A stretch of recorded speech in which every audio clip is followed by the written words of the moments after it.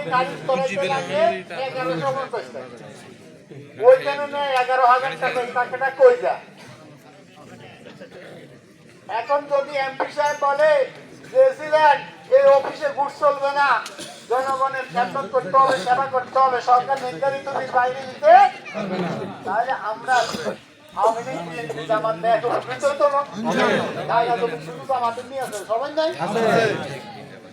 দ্বিতীয়ত আসেন, আমাদের সমাজে কিছু বেকার যুবক আছে, কিছু দেন দরবার করি টাকা খায়, আছে নি? শুধু জামাত তুমি খায় না, আমি